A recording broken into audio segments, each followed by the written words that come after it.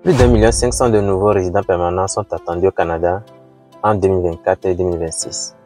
Et si vous en faisiez partie, il faut savoir que de nos jours, vous pouvez faire vous-même vos propres démarches sans passer par les intermédiaires. Tout est sur Internet, les procédures sont expliquées étape par étape pour vous pouvez faire vous-même votre demande. Et justement, j'ouvre une parenthèse ici pour signaler que cette chaîne n'est pas faite pour décourager ceux qui sont intéressés à immigrer au Canada, parce que suite à mes dernières publications, j'ai reçu beaucoup de commentaires de mes abonnés et d'autres personnes qui pensaient que c'était pour les décourager ou leur faire peur d'immigrer ou bien de venir au Canada. Ce n'est pas malheureusement le cas. Ce n'est pas cette impression que je voulais renvoyer. Donc mon but, c'était plutôt même de faire connaître les réalités afin de mieux préparer ceux qui sont intéressés à immigrer au Canada, donc les candidats à l'immigration. C'est pas pour vous effrayer, c'est pas pour vous faire peur. Si vous voulez vraiment immigrer au Canada et que c'est vraiment votre rêve le plus cher ou que vous avez toujours espéré, ne vous découragez pas. C'est surtout pour vous préparer psychologiquement, physiquement, mais surtout financièrement et émotionnellement des réalités qui se passent ou qu'on vit ici, nous qui sommes déjà sur place. Ça vous permettra d'éviter des erreurs et justement de réussir facilement et rapidement. Donc, je vais fermer cette parenthèse alors. On va revenir à la vidéo du jour, c'est-à-dire les programmes d'immigration disponibles actuellement au Canada, mais surtout en mettant un accent particulier sur l'importance d'immigrer en tant que résident permanent au Canada. C'est parti.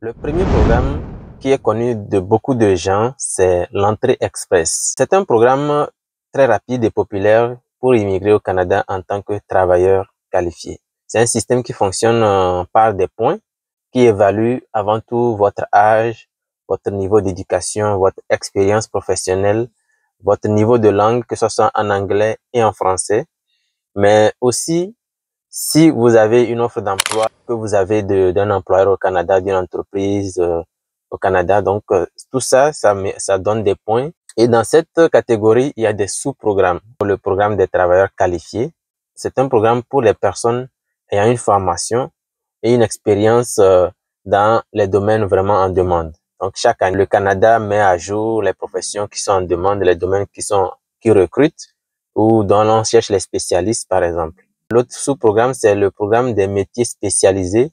Ça, c'est au niveau du fédéral. Pour ceux ayant des compétences techniques ou manuelles, électriciens, soudeurs, plombiers, etc. Il y a également la catégorie de l'expérience canadienne pour ceux ayant déjà travaillé ou étudié au Canada. Donc, le traitement est souvent rapide. Officiellement, c'est moins de 6 mois après l'invitation à présenter une demande. Donc, il faut dire que quand tu fais les démarches et tout, tu es mis dans un bassin. Et une fois que ton dossier a été accepté ou tu as atteint le seuil de points, tu remplis toutes les conditions requises que le Canada demande pour justement passer à l'autre étape, tu es invité à donc présenter ta demande et c'est généralement moins de 6 mois, dit-on, mais dans les faits, des fois, s'il y a quelques retards, officiellement, c'est 6 mois maximum. Le deuxième programme, c'est le programme des candidats des provinces. Chaque province au Canada a ses propres besoins économiques et donc ses propres critères de sélection. Par exemple, si on prend le Saskatchewan, ils cherchent là-bas des travailleurs dans la santé et surtout dans la construction. Quand on prend l'Ontario, par exemple, là-bas, ils préfèrent les travailleurs dans la technologie. De façon générale, les informaticiens, etc. Mais quand on prend par exemple le Manitoba, privilégie les personnes ayant des proches dans la province. Alors, si vous êtes invité ou vous êtes nominé par la province, cela s'ajoute à 600 points dans votre profil, ce qui garantit presque automatiquement une invitation via Entrée Express. On va voir un autre programme qui est le programme d'expérience québécoise. Donc, le Québec aussi fait partie du système d'Entrée Express. Il a son propre modèle et vous devez avoir étudié au Québec, travaillé plusieurs mois légalement dans la province. Alors, vous pouvez faire une demande, c'est-à-dire le programme de l'expérience québécoise. Donc, il faut réunir ces conditions-là avant de faire la demande. Par contre, la maîtrise du français est essentielle pour le Québec. Vous devez obligatoirement maîtriser le français, sinon ça ne va pas se faire. Un autre programme d'immigration peu connu, c'est le programme pilote des régions rurales du Nord. Donc, ça, c'est pour ceux qui cherchent la tranquillité dans une petite ville. Le coût de la vie est bas et souvent les emplois là-bas sont stables. Donc, ce programme est une pépite pour des gens qui ne sont pas trop restés en ville ou qui veulent vraiment avoir de la facilité à immigrer. Donc, plusieurs villes participent à ce programme et cherchent activement des personnes pour combler des postes essentiels. Vous devez avoir une offre d'emploi dans l'une de ces villes participantes. Vous devez respecter certains critères linguistiques et éducatifs. C'est moins compétitif quand même qu'entrée express. Parce que l'entrée express, vraiment, il faut avoir beaucoup de qualités, il faut avoir les diplômes et tout ça. Et ce qui est intéressant aussi, l'intégration communautaire est très forte et très bonne. Un autre programme d'immigration qui est accessible en 2025, c'est le programme pilote d'immigration de l'Atlantique. C'est un programme qui vise 4 provinces de l'Atlantique, le Nouveau-Brunswick, la Nouvelle-Écosse, l'île du Prince-Édouard et Terre-Neuve et Labrador. Donc, ces régions veulent attirer des travailleurs et diplômés étrangers. Donc, ils sont plus axés vers l'étranger.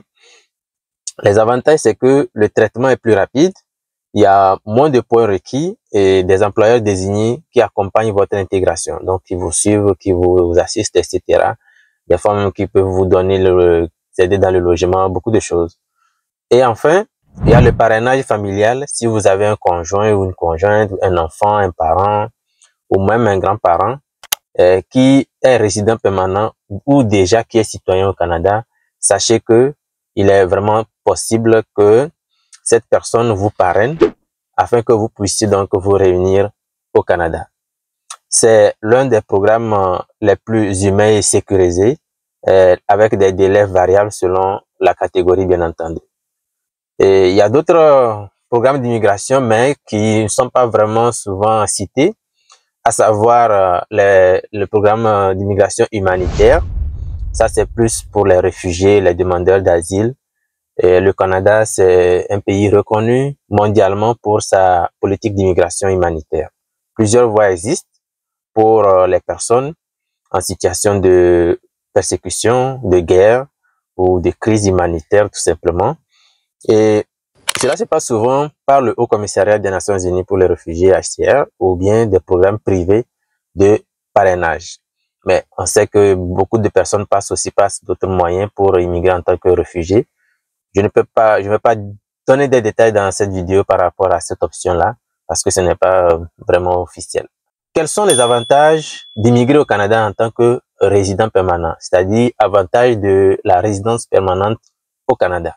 Une fois au Canada, que vous êtes résident permanent, vous entrez dans un nouveau monde d'opportunités. Voici vraiment les avantages concrets. On va aller droit au but. Déjà, le système de santé est gratuit pour les résidents permanents. Donc, chaque province offre vraiment un régime d'assurance santé publique et les soins essentiels sont gratuits ou très peu coûteux. Vraiment, c'est un soulagement énorme pour les familles. Si vous vivez au Canada et vous n'êtes pas résident permanent et vous tombez malade, vous verrez vraiment de quoi je parle. Et vous prenez par exemple des gens qui viennent au Canada pour accoucher ici. Il y a beaucoup de femmes, des gens qui sont bien et qui viennent justement accoucher afin que leurs enfants aient la nationalité canadienne. Parce que justement, si vous accouchez au Canada, votre enfant devient automatiquement canadien. Mais ces gens de personnes payent fort pour pouvoir faire ces démarches-là. Donc, c'est juste pour vous dire que la santé au Canada, ça coûte vraiment cher si vous n'êtes pas résident permanent. Mais si vous l'êtes, les soins de santé, vous tombez malade ou bien vous allez en consultation, c'est gratuit. Et les médicaments sont subventionnés. Généralement, vous payez moins cher que quelqu'un qui n'est pas résident permanent. Donc, ça, c'est déjà un avantage important. Vous imaginez, si vous devez faire un scanner, vous devez faire une radiologie qui coûte vraiment une technologie, c'est de l'argent et la facture peut vraiment être salée, grimper rapidement. Voilà un premier avantage d'immigrer au Canada en tant que résident permanent. On dit souvent la santé n'a pas de prix. Voilà un avantage sur lequel vous devez miser et réfléchir pour pouvoir bien choisir votre programme d'immigration. Le deuxième avantage d'immigrer en tant que résident permanent, c'est l'éducation gratuite pour les enfants. Les écoles publiques sont gratuites jusqu'au secondaire. Et pour les études supérieures, les résidents permanents payent des frais réduits, bien inférieurs à ceux des étudiants étrangers. Et justement, il y a beaucoup de familles qui arrivent au Canada justement pour la qualité des études ou bien la qualité de l'enseignement, la qualité de l'éducation au Canada. Donc, une fois que vous arrivez en tant que résident permanent, les études pour vos enfants sont à moindre coût, ce qui est vraiment très intéressant par rapport au coût qu'on sait que ça coûte vraiment faire former les enfants au Canada. Les universités sont vraiment super chères pour les étudiants internationaux. Vous pouvez juste vous renseigner. Rien que les frais d'admission, les frais de dossier et par la suite tout ce que ça coûte comme frais de scolarité, c'est pas vraiment évident, c'est pas vraiment facile pour beaucoup de gens qui ne sont pas à l'aise financièrement. La troisième raison qui est intéressante ou bien qui devrait vous faire pousser à opter pour l'immigration permanente, c'est la liberté de mobilité. Une fois que vous êtes résident permanent et vous arrivez au Canada en tant que tel, vous établissez vraiment à long terme. Vous êtes libre d'étudier où vous voulez, de vivre où vous voulez, de travailler où vous voulez. Donc, vous pouvez arriver au Québec et décider de vous déplacer dans une autre province, en Ontario, Manitoba, etc. Vous pouvez vous déplacer d'un point à un autre comme vous voulez parce que c'est chez vous. Vous êtes, comme le nom l'indique, vous êtes un résident permanent. Vous êtes chez vous, d'accord? Vous n'avez pas à vous inquiéter de quoi que ce soit et par rapport à l'expulsion, par rapport au problème de statut. Voilà, donc vous avez vraiment une tranquillité d'esprit de ce côté-là et ça vous permet vraiment d'aller où vous voulez, de faire ce que vous voulez, donc vous établir confortablement. Et ce qui est intéressant avec la résidence permanente, c'est que vous avez la possibilité de demander la citoyenneté ou bien de faire des démarches pour obtenir votre citoyenneté. Et généralement, ça prend 3 ans. Après 3 ans de présence effective dans le pays, vous pouvez devenir citoyen canadien et cela s'accompagne avec un passeport canadien, le droit de vote et surtout la possibilité, comme je l'ai dit précédemment, de parrainer à votre tour une personne. Si vous avez une maman, un papa, une sœur, un frère, c'est pas un époux, une épouse, etc., que vous voulez faire venir au Canada, vous aurez cette possibilité-là, ce qui est très, très, très intéressant parce que, comme on l'a dit tantôt, le processus de parrainage est souvent presque garanti et le traitement souvent aussi un peu rapide. Donc voilà. Le sixième avantage, c'est la sécurité, la paix et la stabilité au Canada. Le Canada est classé parmi les pays les plus sûrs au monde côté sécurité et stabilité. Donc, vous pouvez y vivre sans peur. Vous pouvez vous établir parce qu'il y a le droit qui est respecté. Il y a les institutions qui sont solides et la vie est paisible.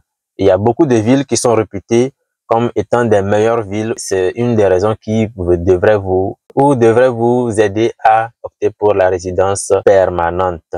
Donc, après la sécurité, le Canada aussi, bien entendu, c'est un pays ouvert culturellement.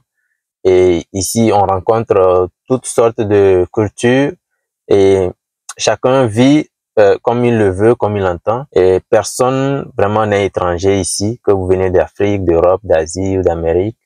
Vous trouverez une communauté qui vous ressemble. L'un des avantages également d'immigrer au Canada en tant que résident permanent, c'est que vous avez plus de chances de trouver du travail en tant que résident permanent parce que les résidents permanents sont dans le pays de façon durable, donc les employeurs ont beaucoup plus confiance en eux parce que les travailleurs temporaires, une fois leur contrat fini, ils retournent chez eux. Les demandeurs d'asile, leur statut n'est pas encore vraiment défini ou concret. Ils ne savent pas si ils vont être renvoyés dans leur pays ou quoi que ce soit. Ce qui fait que quand tu fais une demande d'emploi ou tu assistes à une entrevue de sélection, moi j'ai souvent eu ce cas. La première question qu'on me pose, c'est quel est mon statut au Canada? Donc une fois que j'ai dit que je suis résident permanent, ouf, la tension s'abaisse et la discussion peut commencer. Et j'ai souvent reçu cette question. La même chose pour les services sociaux, etc. Même j'ai aussi eu un cas, par exemple, à la garderie, lorsque je cherchais une garderie. La première question qu'on me posait, c'est que, est-ce que j'étais un résident permanent? Et on me posait la question, c'était quoi mon statut? Est-ce que j'avais les papiers? Donc, c'est pour vous dire que lorsque vous venez en tant que résident permanent, vous avez beaucoup de possibilités, plus que quelqu'un d'autre qui n'est pas résident permanent. Donc, vous êtes privilégié, en fait. Donc, vous avez beaucoup de chances et beaucoup d'opportunités par rapport à d'autres personnes. Donc, si c'est possible d'arriver en tant que résident permanent, ça serait la meilleure option. C'est ce que je conseillerais vraiment à toute personne désireuse d'immigrer au Canada, que ce soit en 2025 ou dans les années à venir. C'est vrai que l'immigration va être un peu plus serrée dans l'avenir avec le nouveau gouvernement qui est en place. Et aussi, on sait que actuellement, l'immigration au Canada est vraiment pas saturée, mais est à un niveau où il y a beaucoup trop d'arrivées. Alors, pourquoi prendre ce risque d'arriver avec un statut qui ne te permet pas de valoriser ou de mettre en place ce à quoi tu espères vraiment? Il est vrai que chacun a ses prérogatives, chacun a ses objectifs dans la vie, mais si l'une des raisons ou l'un des objectifs pour vous, c'est d'arriver au Canada, de vous établir, soit pour le bien de votre famille, de vos enfants, comme on l'a dit, pour l'éducation, pour la sécurité, pour la stabilité et tout le reste, ça va être vraiment une bonne option. Mais si ce n'est pas le cas, si vous avez d'autres intentions, peut-être c'est juste venir au Canada, chercher de l'argent et retourner dans votre pays, bon, ça peut ne pas être une bonne option pour vous. Ce sera à vous de décider. Moi, je vous donne juste les idées et les éléments pour pouvoir vous aider à orienter vos décisions. Lorsque vous immigrez en tant que résident permanent, du côté de l'emploi, vous êtes privilégié par rapport à d'autres personnes. Quand je dis d'autres personnes, les demandeurs d'asile, ou même parfois ceux qui ont fait les études ici, les étudiants internationaux qui finissent les études au Canada. Vous, en tant que résident permanent, même si vous n'avez pas fait vos études au Canada, vous êtes privilégié. Lorsque je suis arrivé, les démarches de recherche d'emploi, les premières questions qu'on me posait toujours, c'était quoi mon statut. Et lorsque je répondais que je suis un résident permanent, l'atmosphère se détendait et les discussions pouvaient commencer.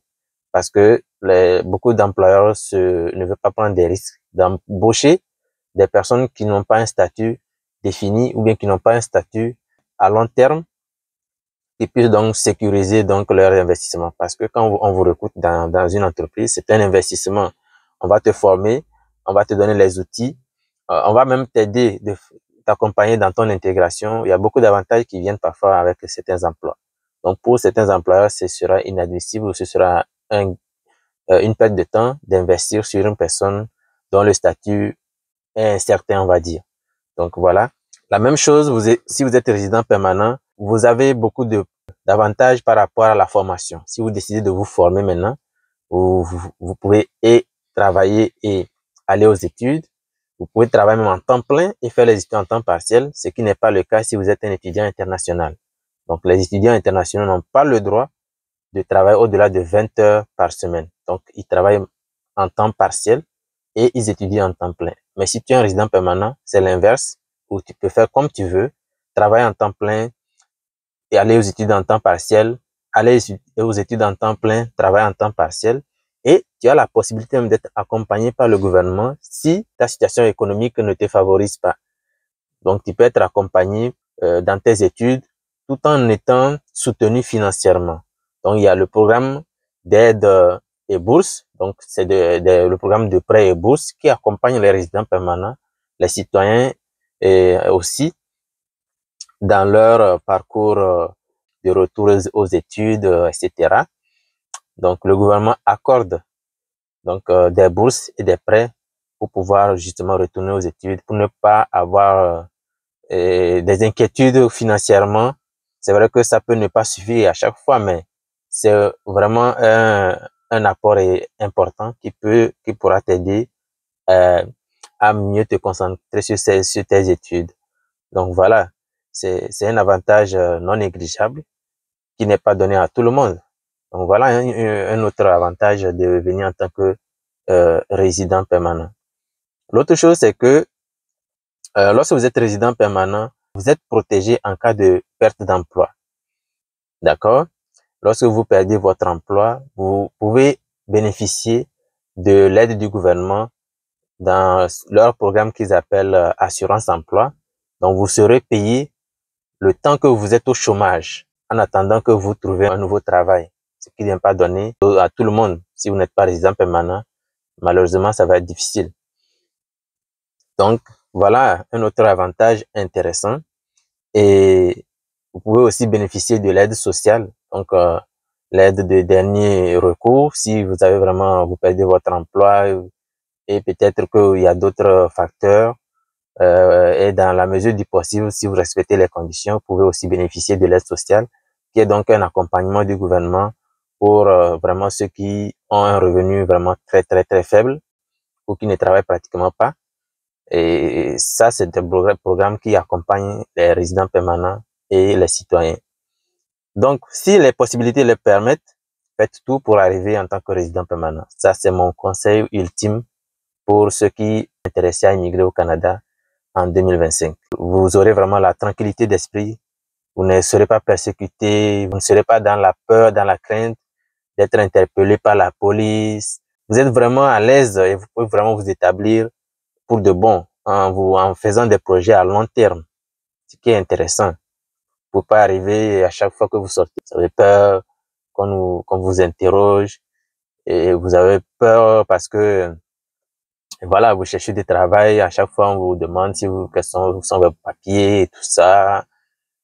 C'est pas facile pour beaucoup de gens qui vivent ici n'étant pas résident permanent.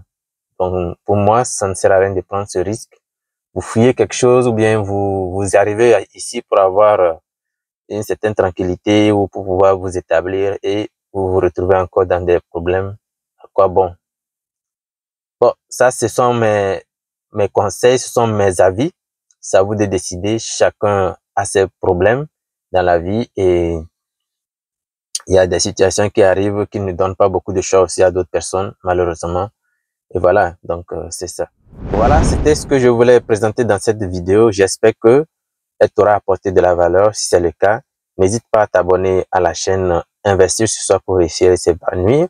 Ici, nous partageons nos retours d'expérience en tant qu'immigrants au Canada, mais aussi comment faire pour réussir et s'épanouir, que ce soit sur le plan entrepreneurial, sur le plan investissement. Ce sont des thématiques que nous touchons sur cette chaîne.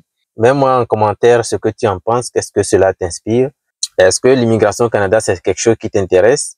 Et réponds-moi juste oui, je suis intéressé par l'immigration. Et si tu as besoin d'autres précisions par rapport à un élément précis, n'hésite pas à me le demander en commentaire. Je me ferai vraiment un grand plaisir de te répondre. Ou, si possible, faire une vidéo spécifique sur tes inquiétudes ou des lumières par rapport à un sujet que tu aimerais avoir d'autres détails. Alors, c'était Christophe Samaru. Je te dis à très vite dans une nouvelle vidéo. Porte-toi bien.